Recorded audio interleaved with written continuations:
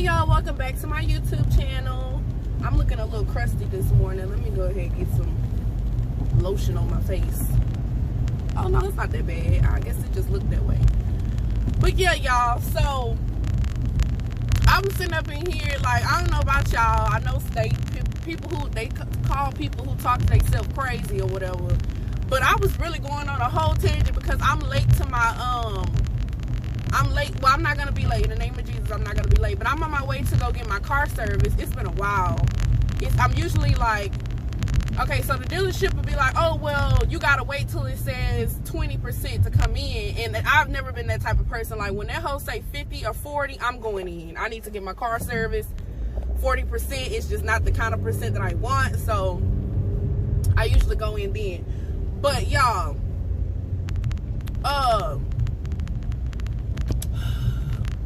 look, this whole video is about manipulative people. Now, I haven't taken any classes or anything like that. This is solely based on my knowledge. This is based on like what I know and my interactions with people and what I've learned over the course of 26 years. Y'all, people are crazy. I'm not even gonna say crazy. People are masterminds, like for real. People are real deal masterminds. And the reason why I say that is because I've met manipulative people who, okay, so you know how everybody they at least had one or two people in their life where they done came into their life with one thought, not one thought process, but they had a mission. Let's just put it like that. Manipulative people have a mission when they come into your life. It's not genuine, like, oh, I just met so-and-so.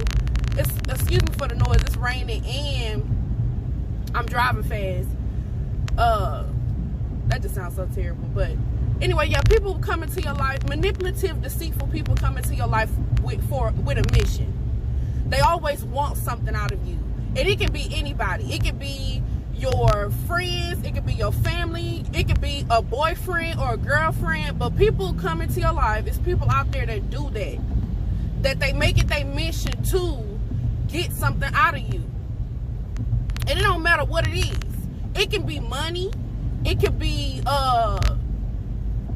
even them knowing that you care about them and that they know that you know that they'll never care about you. They'll get the satisfaction of that. Some people just sick like that. So the reason why I'm going on a tangent is because last night, y'all, somebody was on my mind heavy, a manipulator, and two of the manipulators in my life, two huge manipulators. One that I thought when I was growing up was my best friend. I don't know about y'all, but like when I be laying down getting ready to go to sleep, usually those sleepless nights, when you're a good, giving, caring person, sometimes your mind will like throw those memories at you that you just don't want to, like, bitch, why am I thinking about this? Like, I'm tired, let me go to sleep. But last night, it was two manipulators in my life. One just recently left this year, actually about 3 months ago. He just left my life after being in my life for so long. And I'm sitting up here thinking like, and the other one was a friend. I'm sitting up here thinking like, you know, oh, this person really cared about me and this person really loved me and all the other stuff. And then it's like, when we first started talking, y'all, about 2 or 3 months ago, we first started talking like, this person cared about me, this person loved me, you know, it's just they going through a lot, all this stuff. No, sis, he not going through a lot. He's not going through a lot. He a manipulator. What he did was he came in and he played a role, and he played a awesome actor. He really did. A round of applause for him. And he got what he wanted and he left. And I'm sitting up here thinking like, what brought the other person in my mind, it's like that person did the same thing to me. That person came into my life. They wanted something that I didn't know that they wanted. And this is a friend. The other person was an ex. But my friend came into my life at the time, and this person wanted something from me, and I gave it to them, and then they just dipped. You know what I mean? And I'm sitting up here left with, oh my God, like, what did I do? Both situations. I don't think like that. How can I put it? Like, I think like that, but like, I don't think like it's not one of those, like, I can snap myself out of that stupid ass thinking. I'll be like, well, what did I do? Like, that is so crazy how I was such a nice, giving, caring person to both of these people. And both of these people was just like, F you. I don't care. Thank you for what you gave me. I'm out. And that's so sad. It is so sad. Because I asked God to bless my heart to not make me bitter and change myself. I don't want anybody to come into my life. I don't care how long they've been in my life. It could be a family member, it can be anybody. I just ask God not to let people's actions against me change me, because I feel like if you change my personality, if you change the type of person I am deep down, then you've won. And what you won is that you destroyed somebody. And if that makes you feel good as a person, then sis, bruh, do you. But personally, I don't feel like I don't ever have an agenda when I'm meeting somebody. I don't ever have an agenda when I'm trying, and I feel like that's how people get ahead in life too, y'all. I know that may sound so terrible, but I feel like that's really how people get ahead. Because think about it, like, when you trying to vie for a position, for a position period, it can be at work, it can be at school, it can be anything. People always, like, if you're in a position to put somebody there, or you're in a position to help somebody get there, you always gotta, like, check yourself. You gotta check yourself. You gotta check, like, I don't want to say your intentions, but you just gotta check your surroundings when dealing with people if you have the opportunity to get somebody somewhere. And I just feel like that's terrible. That is so awful. That is literally so awful. Nobody should go around and have their guard up. You should have a guard up, but it shouldn't be high as the wall of China. Long as the wall of China. I just feel like you should meet people, be excited to meet people, talk to people, and them not have some preconceived notion of what they're about to do. And I guess that's kind of why, like, I'm holding off on dating right now, because it's so many hurt people out there. It's so many lonely people. It's so many depressed people because of this COVID-19. I don't think it's a good idea to get into the dating world right now.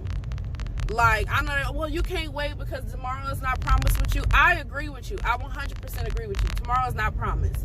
However, tomorrow's not promised. So why would you get into a relationship or start talking to somebody who's not good for you? I don't know about you, but I want my last couple of days on this earth to be stress-free, or as less stressed as I usually am.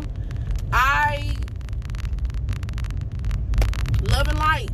That's it. I don't want nobody in my life that's not supposed to be there. When you ask God to take people out of your life that could cause you harm, or you ask, when you ask God to take people out of your life that'll cause you harm, and you see the people He started taking out of your life, just let those people go. I don't care how long, I don't care how hard or how long you've been riding for this person, just let that person go, boo, because it is not worth it. I am a living, breathing proof, because the person that I just stopped talking to this year, 2 or 3 months ago, this person was supposed to leave my life long time. Long time. I'm gonna do a story time on my ex, y'all, because I feel like that's a hour-long video. I feel like that is a hour-long video. Probably even more. Like, somebody can turn my whole relationship with this dude into a movie, because it was tumultuous and he's a mass manipulator. Like, I feel like if this boy wanted to be a murderer, he'll be a perfect murderer. He'll be like, what's that man? Is it Jeffrey Dahmer? That's what I would compare him to. Like, for real. I would compare him to Jeffrey Dahmer. Because it is something seriously wrong. I have never met a person who can switch characters like that man. I have not. That's not a good thing either. You're not supposed to be able to switch characters on people and stuff. And I feel like that's what he did. And in the dating world, a lot of people do that too. A lot of people will switch who they are, relationships, friends, family, all the other stuff. People will switch who they are. And that's one of a huge red flag to if you're dealing with a manipulator or not. I was young, y'all. I didn't know. I'm still young. I'm still really, really young. But I was young. Like, I was a baby young. And I didn't know the signs. Everybody else knew the signs but me. But you know, when you young and dumb and you experiencing something for the first time that you think is love, you don't want to listen to nothing nobody got to say.